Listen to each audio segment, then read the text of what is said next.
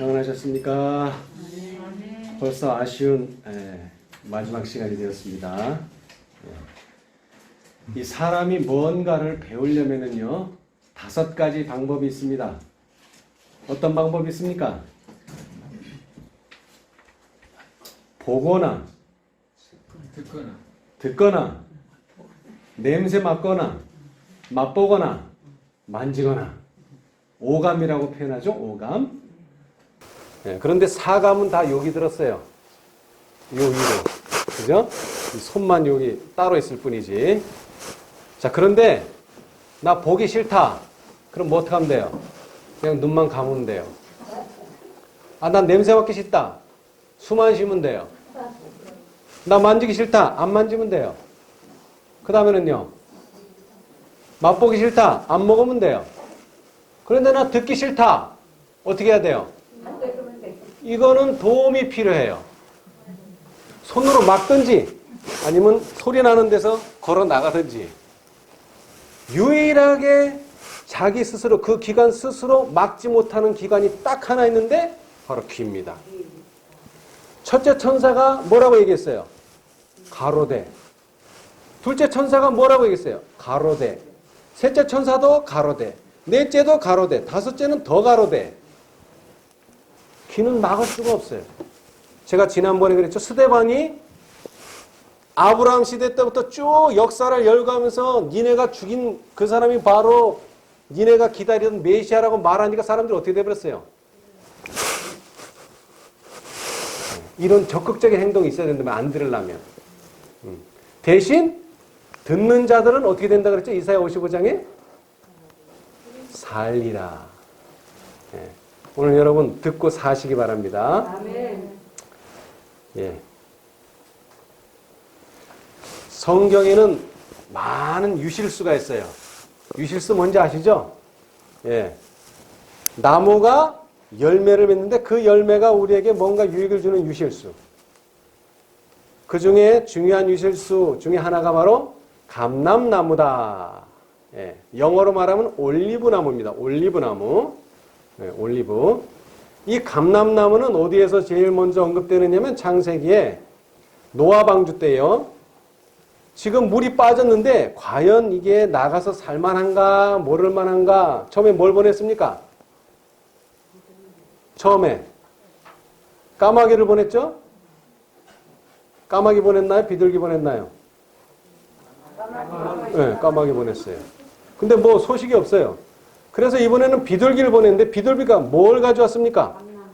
감람나무 잎사귀를 하나 딱 가져오는 거예요. 그래서 비둘기는 뭐의 상징이라 그러죠? 평화의 상징. 근데 사실은 비둘기만 있으면 안 돼요. 뭐가 있어야 돼요, 여기? 감람나무 잎사귀가 딱 하나 물고 있으면 이건 완전히 평화의 사자입니다. 예. 이 노아가 물이 감했는지를 바로 이 감람나무 잎사귀를 통해서 알게 되었습니다.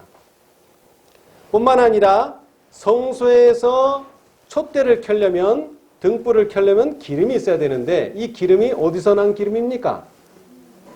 감람나무에서 찌은 기름입니다. 네, 쉬운 말로 하면 올리브유가 성소에서 사용하는 기름입니다. 네, 여기도 있죠? 여기 열처녀가 등에 기름을 가졌는데 무슨 기름이었을까요? 모릅니다. 왜 안 써져 있으니까. 그런데 거기에 스가랴서가 나옴으로 해서 이것은 감람나무에서 나온 기름일 것이다. 유추는 할 수 있지만 거기에 감람유라고는 써있지 않습니다. 네, 이래서 감람나무는 성경에서 아주 중요한 유실수 중에 하나입니다. 그런데 이 유실수가요. 자, 이제 스가랴 4장 1절로 14절인데 이거 여기 보면은 생략이 되어 있습니다. 1절로 14절이 상당인데 이것은 제가 생략한 게 아니고 실물교훈 29장 열처녀장에서 인용된 부분입니다. 이것이 내가 말하던 천사가 다시 와서 나를 깨우니 마치 자는 자는 사람이 깨우임 같더라. 그가 내게 묻되 내가 무엇을 보느냐?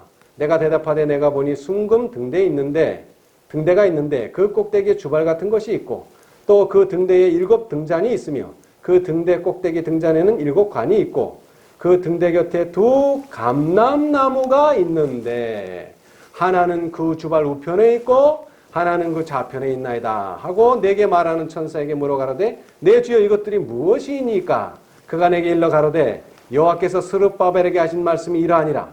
만군의 여호와께서 말씀하시되 이는 힘으로 되지 아니하며 능으로 되지 아니하고 오직 나의 신으로 되느니라. 다시 그에게 물어가로되 금 기름을 흘려내는 두 금관 옆에 있는 이 감람나무 두 가지는 무슨 뜻이니까? 가로되 이는 기름 발리운 자 둘이니 온 세상의 주 앞에 모셔 섰는 자니라. 이 감람나무는 성경이 말하는 아주 중요한 유실수 중에 하나인데 이 감람나무가 결국 어디에 인용되느냐면 마지막 사건과 관련이 있다는 것입니다. 제가 그걸 말씀드리려는 거예요. 근데 특별히 이 감람나무는 뭐하고 관련이 있느냐? 기름하고 관련이 있어요. 기름. 이 유실수, 이 감람, 올리브를 사용하는 것이 아니고 올리브유가 마지막 사건과 관련이 있다는 거예요. 감람유가. 자, 그래서 실물교훈을 인용해 보자면 두 감람나무에서 금 같은 기름이 흘러나와 금관을 통해서 등대 기름통으로 들어가고 거기서부터 성전에 빛을 비춰주는 금 등잔으로 들어간다. 이와 같이 하나님 앞에 서 있는 거룩한 분들에게서 나온 성령은 당신의 사업에 헌신한 사람들에게 나누어진다.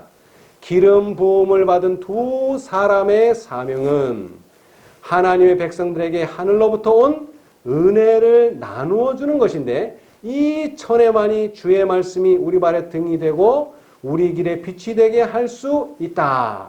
힘으로 되지 아니하며 능으로 되지 아니하고 오직 나의 신으로 되느니라. 이건 마지막 사건과 관련이 있다는 것입니다.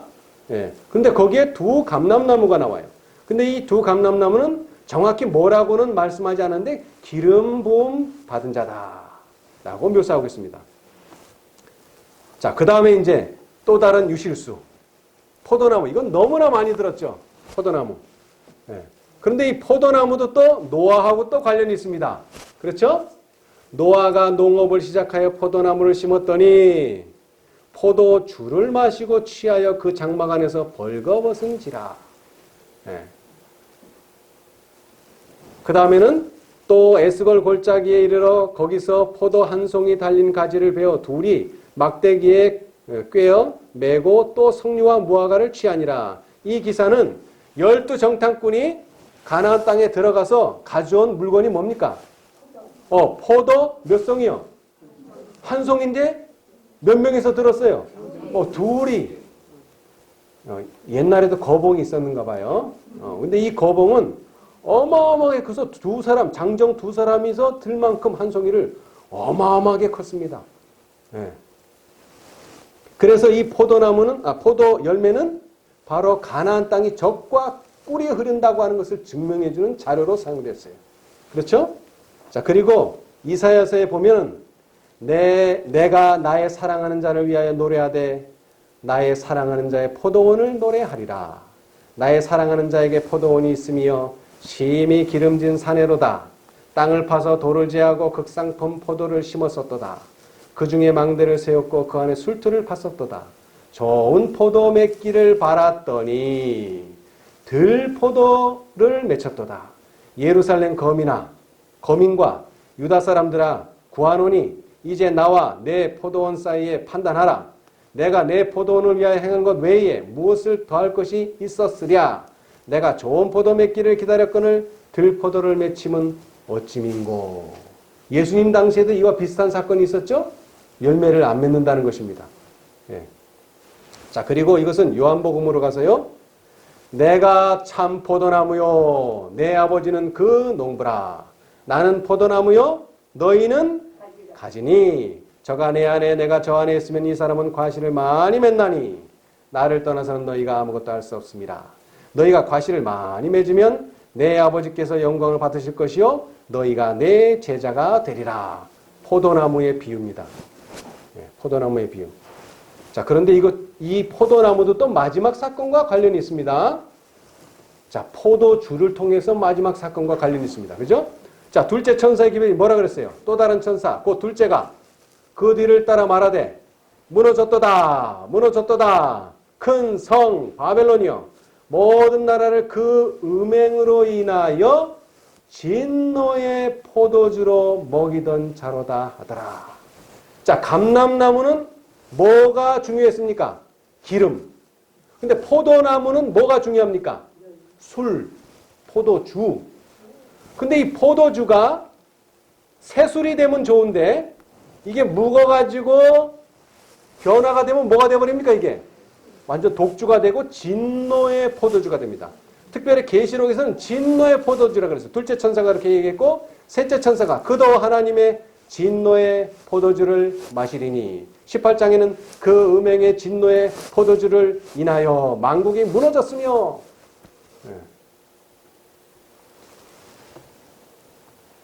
그 다음에 세 번째 무화과나무입니다. 무화과나무.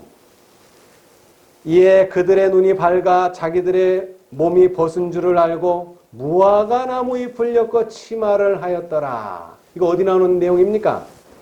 창세기에. 네, 창세기에. 가만히 보니까는 범죄한 다음에 가만히 보니까 자기가 뭐예요? 벗었어요. 그러니까 이 벗은 것을 감추기 위해서 한 게 뭐예요? 무화과나무 잎을 따가지고 딱 했는데 이게 오전에는 쌩쌩했는데 이게 오후쯤 되니까 이거 어떻게 돼? 이빨이가 딱 시들어가지고 이거 그대로 그냥 부끄러우게 드러나는 거예요. 그래서 이 무화과 잎은 바로 인간의 의를 상징한다고 부자선지에 나 있죠. 자, 그 다음에 또 에스겔 골짜기에 이르러 거기서 포도 한 송이 달린 가지를 베어 자, 아까 말했지만 포도 한 송이만 가져온 게 아니죠. 석류도 가져오고 또 지금 말하는 무화과 열매도 가져왔습니다. 거기서. 젖과 꿀이 흐르는 땅이라는 증거로 무화과 열매도 가져왔어요. 그런데 이 무화과 나무도 또 마지막 사건하고 관계가 있습니다. 내가 보니 여섯째 인을 떼실 때에 큰 지진이 나며 해가 총단같이 검어지고 온 달이 피같이 되며 하늘의 별들이 뭐같이요? 무화과 나무가 하필이면 나무 많잖아요. 뭐 감람나무도 있고 포도나무도 있는데 무화과 나무가 대풍에 흔들려 선과 실이 떨어지는 것 같이 땅에 떨어지며 표현을 무화과나무를 사용했어요. 자, 그래서 제가 성경을 읽어보니까 이 세 나무를 언급한 성경들이 있더라고요. 사사기 9장에 나옵니다. 이건 비유입니다. 하루는 나무들이 나가서 기름을 부어 왕을 삼으려 하여 감람나무에 이르되 너는 우리 왕이 되라 하며 감람나무가 그들에게 이르되 나의 기름은 하나님과 사람을 영화롭게 하나니 내가 어찌 그것을 버리고 가서 나무들 위에 요동하리요 한지라. 아까도 말했죠? 감람나무의 가치는 어디에서 나옵니까? 기름. 감람나무의 가치는 기름에서 나옵니다. 자, 이제 거절했어요. 감람나무가 거절하니까 이제 누구한테 갑니까? 무화과나무한테 갑니다. 무화과나무에게 이르되 너는 와서 우리의 왕이 되라 하며 무화과나무가 그들에게 이르되 나의 단 것, 나의 아름다운 실과를 내가 어찌 버리고 가서 나무들 위에 요동하리요. 또 거절했는데 거절한 이유가 뭐예요? 실과. 이 무화과나무의 가치는 실과에 있습니다. 아주 달고요. 아름다워요. 무화과가. 그런데 또 거절했어요. 이제 마지막으로 누구한테 찾아가요? 포도나무한테 갑니다. 또 포도나무에게 이르되 너는 와서 우리의 왕이 되라 하며 포도나무가 그들에게 이르되 하나님과 사람을 기쁘게 하는 나의 새 술을 내가 어찌 버리고 가서 나무들 위에 요동하리요. 포도나무의 가치는 어디에 있어요? 술은 술인데 묵은 술 아주 독주가 되면 안 돼. 이건 그건 진노의 포도주고 새술. 이 새술은 하나님과 사람을 기쁘게 하는 것입니다. 자, 그런데 예수님께서 마태복음 24장에 다 이 새 나무가 다 마지막 사건과 관련있는데 특별히 세상 끝에 있을 징조를 마태복음 24장에 말씀하셨죠? 예수께서 성전에서 나와서 가실 때에 제자들이 성전 건물들을 가리켜 보이려고 나오니 대답하여 가라사대 너희가 이 모든 것을 보지 못하느냐? 내가 진실로 너희에게 이르노니 돌 하나도 돌 위에 남지 않고 다 무너뜨리우리라. 예수께서 감람산 위에 앉으셨을 때에 제자들이 종용이 와서 가로되 우리에게 이르소서 어느 때에 이런 일이 있겠사오며 또 주의 임하심과 세상 끝에는 무슨 징조가 있사오리까? 마태복음 24장 1절로 3절을 읽었는데 끝부분으로 가면요. 이런 말씀이 나옵니다. 무화과 나무의 비유를 배우라. 뭐를 배우라고요? 무화과 나무의 비유를 배우라. 오늘 저는 무화과 나무의 비유를 좀 배우고자 합니다. 자, 그런데 이 오늘날 많은 개신교인들이 이 무화과 나무의 비유를 배우라 그래가지고 그 가지가 연하여지고 잎사귀를 내면 여름이 가까운 줄을 아나니, 이걸 물론 마지막 사건에도 인용하지만 육적 이스라엘에다가 이걸 연결해서 해석을 하더라고요. 네. 그런데 그것은 맞지 않는 이유가 이스라엘의 시대는 언제 끝났습니까? 이제 무화과 비유를 보면 알겠지만 예수님 오시고 나서 예수님 죽이고 더 나아가서 스데반 죽인 다음부터는 이스라엘의 역사는 읽을 필요, 가치조차 없는 존재가 되어버렸어요. 왜? 촛대가 이미 옮겨졌기 때문에. 그리고 여기서 말하는 무화과 나무의 비유는요. 잘 들어보세요. 그 가지가 연하여지고 잎사귀를 내면 여름이 가까운 줄을 아나니, 이것은 종교적인 어떤 상황을 말하는 것이 아닙니다. 천연계의 일상적인 일이에요. 자, 저 나무가 지금 색깔이 저렇게 변화됐어요. 그 다음 단계가 뭡니까? 떨어지는 겁니다. 낙엽되는 거예요. 순서가 그래요. 그거 얘기하는 거예요. 지금 천연계의 순서를 그냥 얘기했을 뿐이에요. 이거 가지고 무슨 뭐 이스라엘이 어떻게 되고 그런 거 거기에 적용은 아무런 가치가 없어요. 그런데 이 무화과의 비유를 배우라고 말씀이 하시기 전에 있는 징조들은 종교계의 징조입니다. 뭐라 그랬어요? 사람을 조심하라. 그리고 누구를 조심하라? 거짓 선지자를 조심하라. 이건 종교계에 일어날 징조예요. 그러나 여기 무화과 나무의 비유는 이건 종교계가 아닙니다. 영적인 비유가 아니란 말이에요. 쉽게 얘기해서. 그냥 천연계가 그렇게 되면 시간이 그렇게 순서적으로 간다는 그것만을 보여준 거예요. 깊은 의미가 없어요. 근데 사람들은 여기에다 자꾸 깊은 의미를 주려고 해요. 근데 사실 무화과 나무의 비유는 여기서 배울 게 아니에요. 자, 이제 무화과 나무에 관련된 사건이 하나 있는데요. 삭개오가 분명히 성경에서는 어디에 올라갔다 그랬죠? 뽕나무에 올라갔다 그랬는데 시대의 소망에는 어디에 올라갔다고요? 무화과 나무에 올라갔대요. 그래가지고 제가 아는 어떤 할아버지는 예언의 신이 틀렸다는 거예요. 성경은 분명히 뽕나무라고 그랬는데 화이분이 무화과 나무라고 그랬다는 거예요. 여러분 틀립니까? 맞습니까? 네. 그런데 이 뽕나무가요. 그러니까 무화과 나무의 그러니까 이 식물계를 종속, 과문, 계 뭐 이렇게 이제 분류를 하거든요. 그런데 이 무화과 나무는 뽕나무과에 속합니다. 그러니까는 얼핏 보면은 비슷해요. 뽕나무나 무화과 나무나. 그런데 여기서 말하는 이 누가가 왜 뽕나무라 그랬냐면 이거는 무화과 나무하고 비슷한 돌무화과예요. 이것이 개역개정에는 바꿔놨어요. 뽕나무가 아니라고 돌무화과로 되어 있어요. 킹제임스도 마찬가지고. 무화과는 무화과인데 성경이 말하는 무화과하고는 약간 차이가 있는 무화과예요. 그러나 비슷해요. 그러니까 뽕나무도 맞고 무화과 나무도 맞는 거예요. 그러나 정확히 말하자면 돌무화과 나무예요. 근데 무슨 차이가 있느냐면 자 보세요. 나무가 어마어마하게 크죠? 무화과 나무는 이렇게까지 커지질 않았습니다. 무화과 나무는. 이것은 돌무화과 나무가 이렇게 커요. 비슷은 한데 돌무화과 나무는 무화과 나무보다 더 큽니다. 그리고 열매가 이렇게 생겼어요. 약간 무화과하고 달라요. 비슷하긴 한데 원래 돌자 들어가면 다 작아요. 돌사과, 뭐 돌복숭아 다 돌자 들어가는 것들은 다 작아요. 그럼 맛도 별로 없어요. 그래서 안을 보면 이렇게 생겼어요. 돌무화과 열매는 이렇게 생겼어요.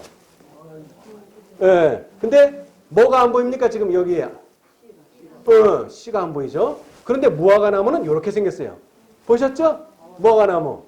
네, 누구네 집에도 있어요, 이거. 자, 그런데 이 무화과 잎을 보면요, 참 신기해요. 이렇게 생겼어요, 무화과 잎이. 이파리가 몇 개예요? 3개. 근데 여기 3개만 있는 게 아니네요, 또. 5개짜리가 있어요, 또요. 3개짜리, 5개짜리. 아, 근데 이 5개짜리가 또, 요렇게만 생기면, 그래, 5개 맞지. 근데 또 요렇게 생긴 5개짜리가 있어요. 약간 내려왔죠? 그러나 이 5개에 비하면 아주 작아요. 그러니까 5개라고 말해도 맞아요. 그러니까 5개 아니면 몇 개요? 3개.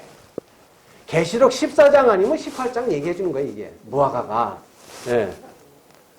예, 무화과가 이렇게 생겼어요. 자, 그런데 무화과 열매를 보면 아까 돌 무화과랑 다른 게 이렇게 생겼어요. 이게 정상적인 무화과예요. 자, 보면은 동글동글한 게 있죠? 이게 지금 좀 잘 안 보이시는 건데, 이 무화과는 이름이 왜 무화과입니까? 무화. 꽃이 없어요. 근데 사실 없는 게 아니에요. 여러분, 꽃이 없다고 하는 얘기는 절대로 열매를 맺을 수 없습니다. 왜? 수정이 안 되기 때문에. 꽃이 있어야지만 수정이 되거든요. 그러면 꽃이 없는데 왜 그럼 무화과는 수정을 했느냐? 그게 아니라 이 겉에 싸고 있는 초록색이나 나중에 익으면 빨간색이 되는데 요게 꽃받침이고 이 꽃받침 속에 꽃이 들어앉은 거예요, 지금 이게. 희한한 구조로 돼 있어요.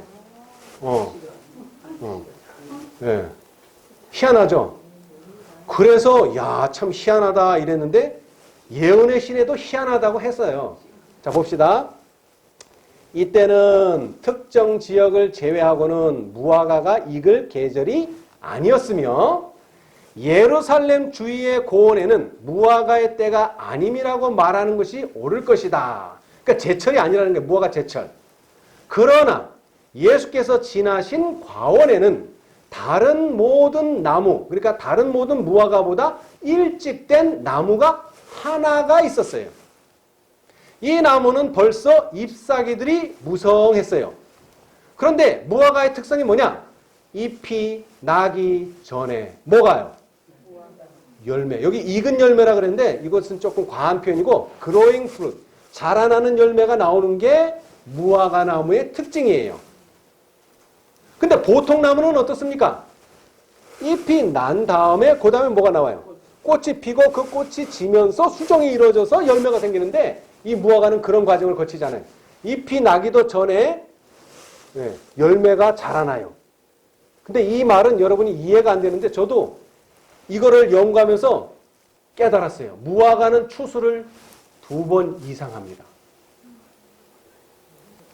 2번 이상해. 그러니까 한 번 추수하는 것들은 가을에 가야지. 그리고 잎이 나고 꽃이 피고 수정하고 그 다음에 열매 맺고 이 순서로 가는데 이 무화과는 2번 이상을 수정하는데 그 이유가 뭐냐?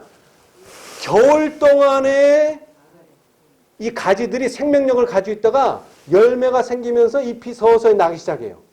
그러면 그게 봄 무화과가 되는 거예요. 그러니까 밤 같은 경우도 조생종이 있죠? 특히 귤 그러면 이제 지금 막 귤이 나올 텐데 지금 귤은 다 뭐라 그럴까? 조생종 귤이라 그러죠. 먼저 나오는 귤이에요. 근데 이것은 나무 자체가 먼저 생산하는 거지 그 나무에서 먼저 나왔다가 그 다음에 나중에 늦게 나오고 이런 게 아니지만 이 나무는 이 무화과 나무는 이 나무에서 조생종이 열리고 그 다음에 가을에 가면 또 만생종이 열려요. 희한해요. 그런데 지금 예수님이 지금 이 사건이 벌어지는 이 당시가 좀 설명을 필요한데 일단 열매부터 보십시다. 자, 여기 이파리 찾을 수 있어요? 이파리? 여기 하나 있네. 여기. 네? 여기 하나 있네. 자, 그 다음에 또 이파리 찾아봐요. 또 여기 하나 있네. 여기 하나 있네. 가끔가다 하나씩 있고 뭐가 주렁주렁 열렸나요 지금? 열매가 주렁주렁 열렸어요 지금 열매가. 이것이 무화과의 특징이에요. 잎도 나기 전에 벌써 뭐가 생겨났어요. 아직 익은 건 아니지만 열매가 생겨난 거예요. 그런데 이 조생종은 맛이 없어요. 완숙이 안 되기 때문에. 그러나 하여튼 열려요. 그래서 삭겨가 그 나무에 올라갔는데 그 나무는 가로수로 많이 돼 있어요. 흔해요. 그런데 거기에서 열리는 조생종들은 맛이 없어요. 그래서 주인은 안 따요. 그럼 누가 따요? 가난한 사람들이 따먹어요. 맛은 없지만. 여러분 보릿고개가 뭡니까? 저도 보릿고개 말로만 들었지 보릿고개가 뭔지 몰라요. 근데 들어보니까 이렇더라고요. 자, 보리를 가을에 심었어요. 자, 그런데 이제 보리가 언제 추수됩니까? 봄이 돼야 되잖아. 근데 봄이 되려는데 양식이 떨어졌어. 그래서 최소한 보리 추수할 때까지는 먹기가 힘든 그게 바로 보릿고개예요. 네. 그런데 얘도 마찬가지예요. 뭔가 봄에 먹을 것이 없는데 그래도 맛은 없고 영양가는 없지만 그래도 이 무화과 열매가 처음으로 열린다는 거예요. 네. 자, 그래서 제가 한번 이걸 성경에서 찾아봤더니 그 내용이 있더라고요. 자, 보세요. 두 번째, 그 기름진 골짜기 꼭대기에 있는 그 영화의 쇠잔에 가는 꽃이 언제요? 여름 전에. 여름 전에. 여름 지나서 추수하는 게 이게 보통인데 여름 전에 처음 익은 무화과와 같으니. 그러니까 여름 전에 무화과가 익는다는 거예요? 안 익는다는 거예요? 익는다는 겁니다, 여러분. 이게 조생종 무화과입니다. 봄에 익는 무화과예요. 네. 그래서 매년 5, 6월과 8, 9월 두 번씩 수확을 하는데 거의 10달 동안 열매를 볼 수 있대요. 그래서 많게는 5번도 열매를 딸 수 있대요. 5번. 대단하죠?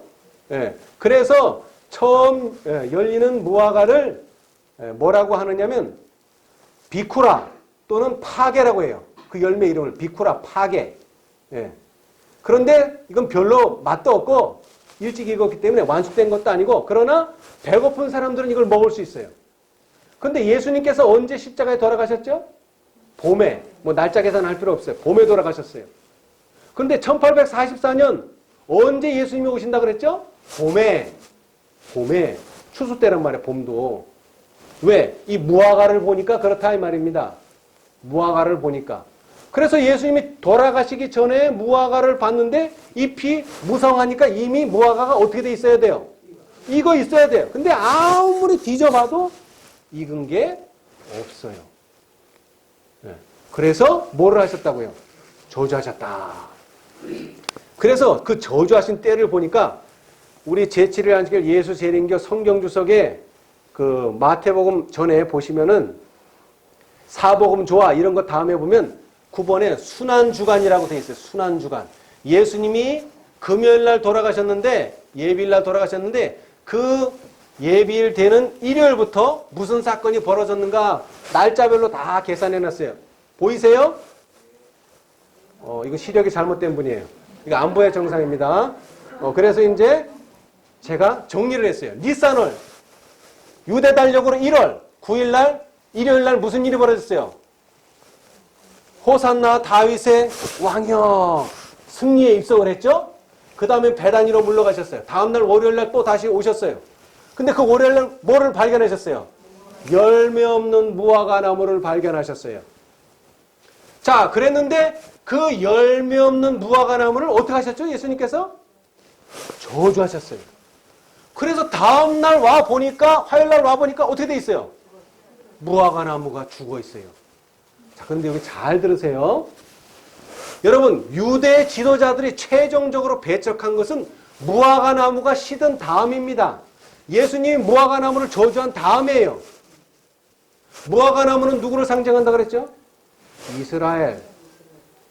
그러면 유대 지도자들이 최종적으로 배척도 안 했는데 이미 뭐를 해버린 거예요? 저주를 했다면, 심판을 했단 말이에요.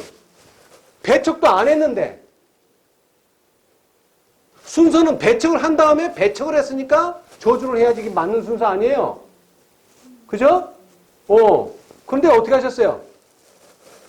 배척도 하기 전에 이미 저주를 이날, 월요일날 저주했고 배척은 화요일날 했단 말이에요. 하루 전에 했단 말이에요. 이게 뭘 의미합니까? 여러분, 계시록 14장에 둘째 천사가 보니까 바벨론이 타락했네 하고 외친 겁니까? 바벨론이 타락할 거라고 예언을 한 겁니까? 예언을 한 거예요, 예언. 보니까 타락했네 해서 지적한 게 아니고 무화과 나무가 최종적으로 배척할 걸 예수님은 아시고 예언을 하신 겁니다. 그래서 행동화된 비유라 거기 예언의 신에 그렇게 써져 있어요. 실물근에. 행동화된 비유. 여러분 가만 놔두면 열매 없다고 이 무화과 죽습니까? 안 죽죠. 왜 죽어요? 근데 하나님께서는 이 나무를 어떻게 하셨어요? 죽이셨어요. 그래서 제자들이 놀랐다 그랬어요. 여태까지 3년 반 동안 따라다녔어. 이런 일은 처음이라 이거예요. 사람들을 축복하고 그 다음에 도와주고 이런 것만 써도 저주하는 건 처음 봤다 이거예요. 근데 그 저주가 또 어떻게 돼버렸어요? 그대로 말씀대로 이루어져 버렸어요. 시들어 죽어버렸어요. 무화과 나무가. 그것도 최종적으로 배척하기 전에. 그죠? 네.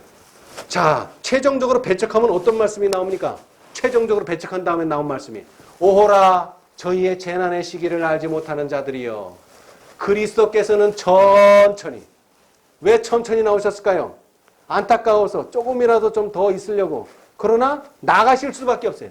천천히 그리고 슬퍼하시면서 성전 경례를 어떻게 떠나셨다고요? 영원히 떠나셨습니다. 근데 이 일은 언제 다음에 이루어졌다고요? 무화과나무 시들고 나서. 무화과나무 시들고 나서입니다. 자, 여기 보면 2300주 하겠는데, 자, 유대인을 위한 7년이 주어졌어요. 그죠? 물론 70주일도 있지만, 직접적으로는 7년입니다. 그런데 이 7년의 반에 해당하는 첫 번째 무화과의 결실 맺을 봄에 누구를 거절했어요?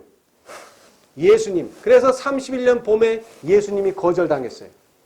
그랬는데 또 3년 반 후에 여기 지금 그건 표기되어 있지 않은데 이게 봄입니까? 여름입니까? 가을입니까? 겨울입니까? 여기가. 왜 가을이 되죠? 자, 여기가 가을이니까 딱 3년 하면, 7년 하면 뭐가 나와야 돼요? 가을이 나와야죠. 그렇잖아요. 그렇죠? 자, 1844년에도 봄에 예수님이 오신다 그러더니 안 오셨어요.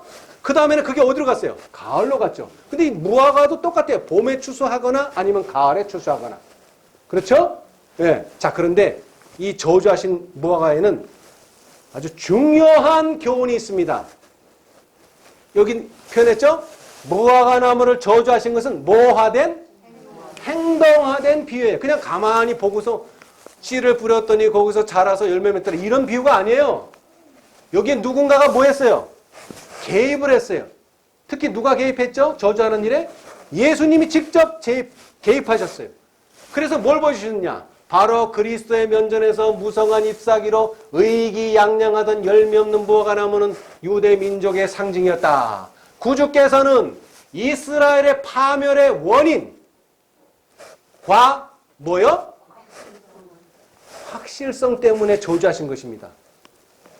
이것이 아니면은 니네가 배척했네? 그럼 니네 저주받아. 이렇게 됐을 텐데 그게 아니라 니네는 확실히 멸망한다는 걸 보여주시기 위해서 배척도 하기 전에 예언을 하신 거예요. 니네 멸망한다. 확실성이에요. 확실성. 여러분 이 확실성을 깨닫지 못하면 바벨론에서 절대 못 나옵니다. 절대 못 나와요. 가르쳐 주시고자 하셨다. 이러한 목적에서 예수께서는 나무에게 도덕적 특성을 부여하여 거룩한 진리의 해설자로 삼으셨다. 그러나 그들은 세상을 사랑하고 물질을 탐냄으로써 부패하였다. 원인이 뭐라고요? 세상을 사랑하고 물질을 탐냄으로써 이스라엘이 멸망하게 된 겁니다. 무화과가 멸망하게 된 거예요.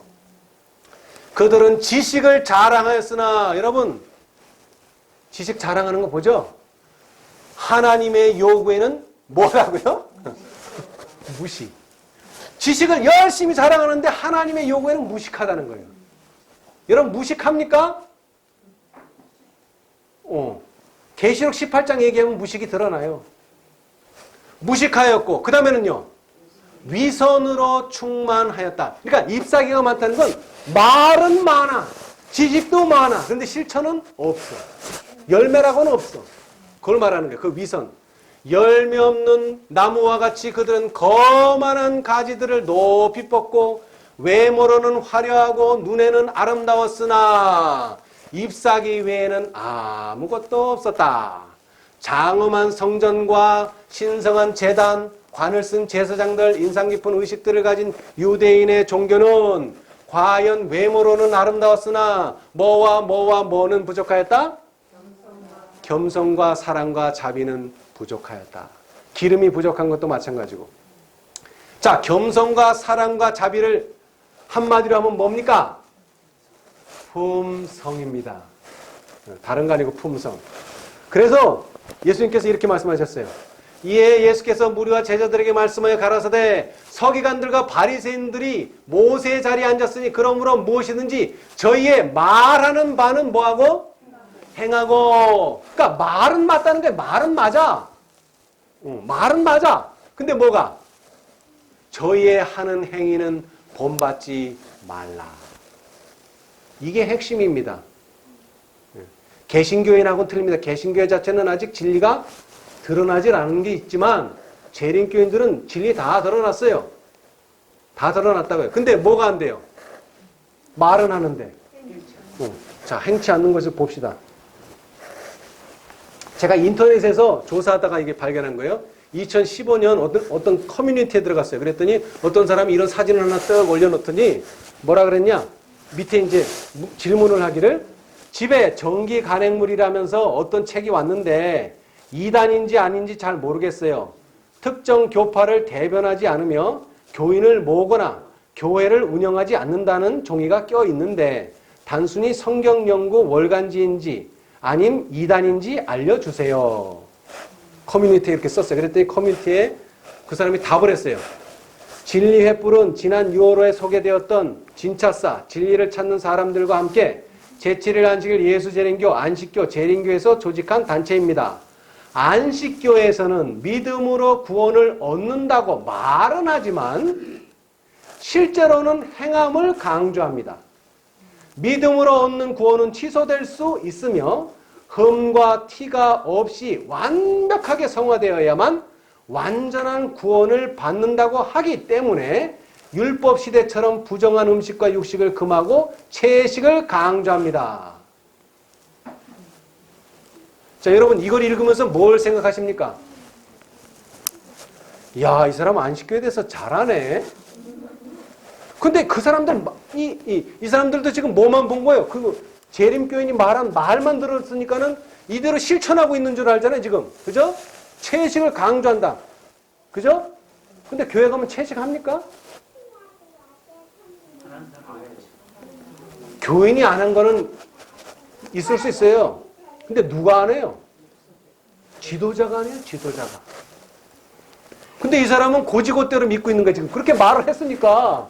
채식해야 된다고 말을 했으니까 그 사람들이 그렇게 하고 있겠거니 했는데 실제로는 들어와 보면은 안 하고 있다 이겁니다. 무화과 나무의 비유가 아주 완전히 적용돼요. 자, 그런데 또 다른 비유가 있어요. 무화과 나무의 또 다른 비유. 여러분 잘 아시죠? 너희에게 이르노니 아니라 너희도 만일 회개치 아니하면 다 이와 같이 망하리라. 이에 비유로 말씀하시되 한 사람이 포도원에 무화과 나무를 심은 것이 있더니 와서 그 열매를 구하였으나 얻지 못한지라. 여러분, 무화과 나무의 가치는 어디 있다 그랬죠? 열매에 있습니다. 감람나무의 가치는 기름에 있습니다. 포도나무의 가치는 새술에 있습니다. 자, 그런데 무화과 나무를 심었으니까 당연히 뭘 받아야 돼요? 열매.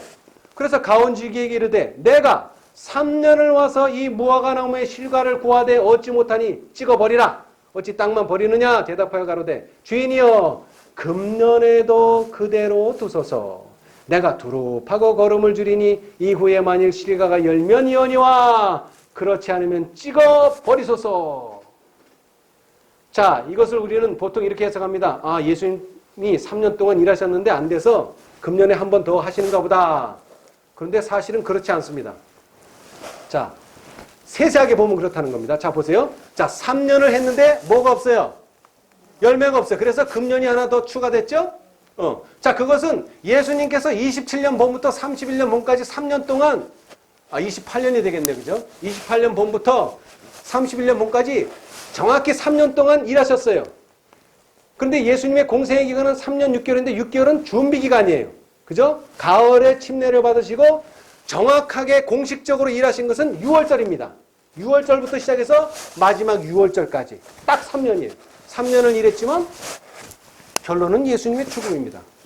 이것은 침례 요한, 엘리야, 계시록 14장, 셋, 과거. 그 다음에 이것은 금년. 이것은 뭡니까? 이제 봄 이후로 누가 나타났어요? 스데반, 예수님의 제자들. 네. 그 다음에 예수님, 침례 요한에 대응하는 예수님, 엘리야에 대응하는 엘리사, 계시록 14장에 대응하는 18장. 그 다음에 셋에 대응하는 계시록 18장의 두 천사. 그 다음에 이것은 현재를 말합니다. 다시 말하지만 무화과 나무는 저주를 받았습니다. 네. 여러분, 우리의 소원이 뭡니까? 그리스도인의 소원이 뭡니까? 재림 전에 그리스도의 품성을 재현하는 것이죠. 자, 루스벨의 소원이 뭐예요? 거기도 하나님과 같이 되는 것입니다. 그렇죠? 우리의 소원도 뭡니까? 하나님과 같이 되는 것입니다. 둘 다 소원이 같아요. 근데 뭐가 달라요? 아니요, 구하는 것도 똑같아요. 근데 순서가 달라요. 순서가. 자, 하나님과 같이 되려면 무슨 순서를 먼저 겪어야 됩니까? 면류관이 있기 전에 십자가가 와야 합니다. 근데 루스벨은 그걸 원해요? 안 원해요? 이건 안 원해요. 이 순서를 빼먹고 바로 여기로 가려고 그래요. 하나님의 능력으로 바로 가려고 그래요. 절대 그렇게 되지 않습니다. 그 차이예요. 목적은 같아요. 루스벨도 하나님같이 되고 싶어하고 우리도 하나님같이 되고 싶어하고 근데 우리는 뭘 겪으려고 그래요 지금? 그리스도의 품성을 재현하려고 해요.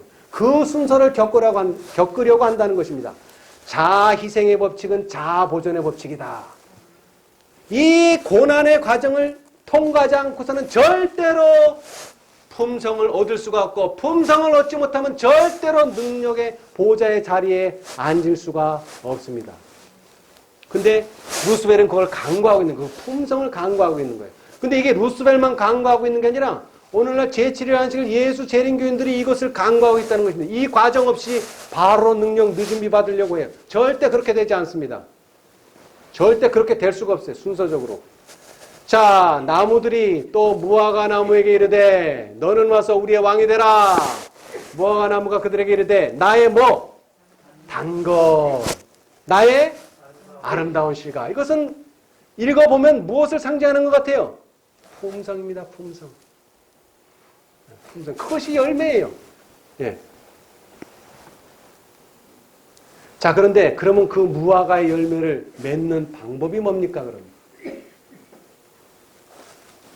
네? 방법이 뭐예요?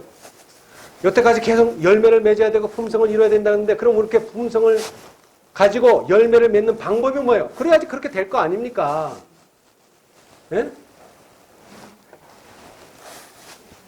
율법은 의, 즉 의로운 생애, 완전한 품성을 요구하지만 인류는 그 요구에 미칠 수 없다. 인류는 하나님의 거룩한 율법의 요구를 충족시킬 수 없다. 이게 인류라는 말 필요 없고 나는 집어넣으면 돼요. 나는 그 요구에 미칠 수 없다. 나는 하나님의 거룩한 율법의 요구에 충족시킬 수 없다. 그러나 그리스도께서는 인간으로서 지상에 오셔서 거룩한 생애를 사시고 완전한 품성을 개발시키셨다. 그리스도께서는 그것을 받고자 하는 모든 자들에게 뭐로 주신다고요? 값없이 선물로 주신다. 자, 다시 얘기합니다. 제가 지지난 설교 때 그랬는데 하나님께서 품성의 완성을 씨로 주셨다 그랬어요. 열매로 준 게 아니에요. 씨로. 근데 그 말이 그 말이에요. 여러분 씨가 뭡니까? 열매입니다. 열매가 맺혀야지 그게 씨가 되는 거예요. 그런데 그 씨가 뭐 돼야 돼 이제는? 자라나서 또 다른 열매를 맺어야지만 증거가 나타난다 이 말이에요. 그렇죠? 자, 그런데 하나님께서는 무화과 나무의 비유처럼 잎이 나기 전에 벌써 뭐가 생겨난 거예요? 열매가 누가? 예수님을 통해서 미리 만들어 놓으신 거예요. 그런데 그 열매를 받으려면 그 생명력을 받으려면 방법이 뭐밖에 없어요? 선물로 주고 믿음으로 받는 방법밖에는 없어요. 다른 방법은 없어요. 자, 그래서 그리스도께서는 하나님의 속성을 사람들에게 불어 넣으신다. 이 방법을 강구하기 위해서 하나님께서는 새 천사를 보내신 것입니다. 이 방법을 강구하기 위해서. 자, 그런데 이 새 천사가 어떻게 발전합니까? 셋째 천사의 큰 외침으로 발전해야죠. 자, 오늘 숫자를 했는데 저도 오늘 숫자를 해보겠습니다.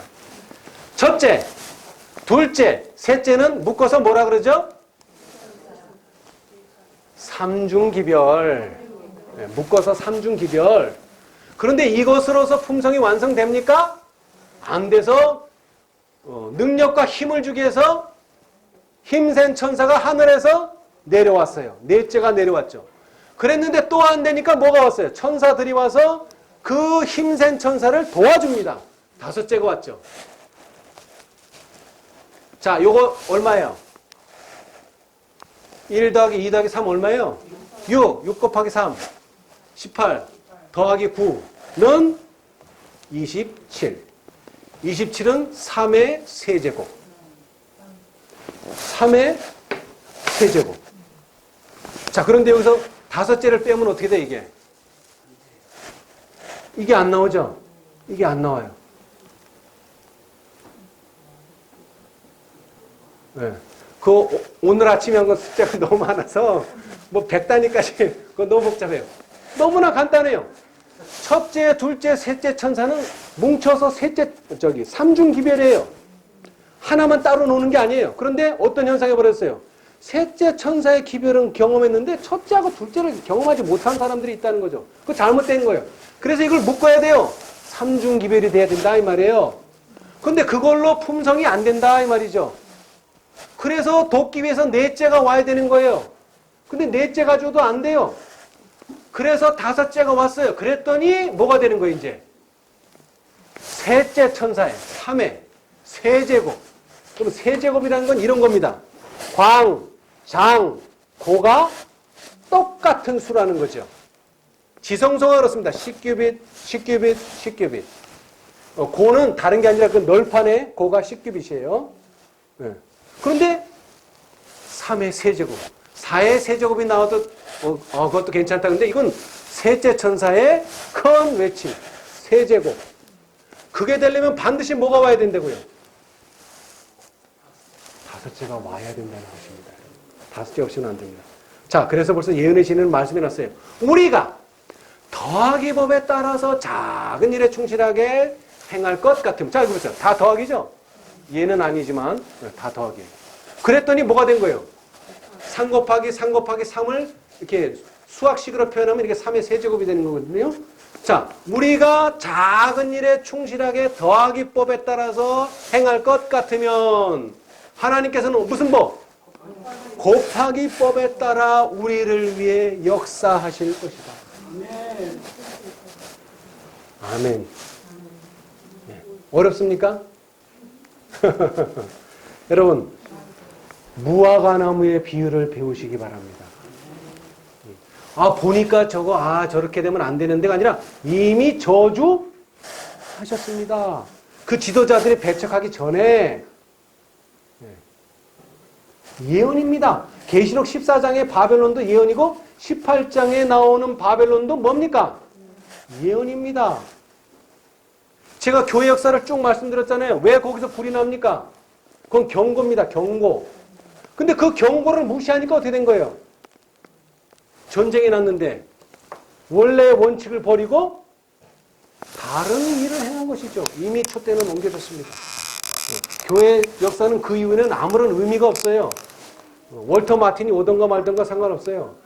이미 교회의 역사는 끝나버렸어요.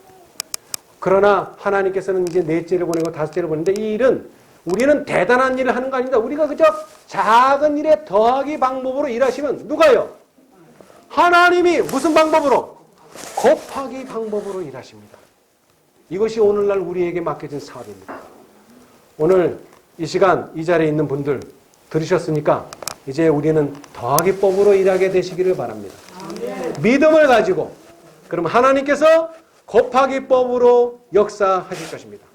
우리 모두 이 놀라운 역사에 동참하는 저와 여러분이 되시기를 바라면서 말씀 마치겠습니다. 감사합니다.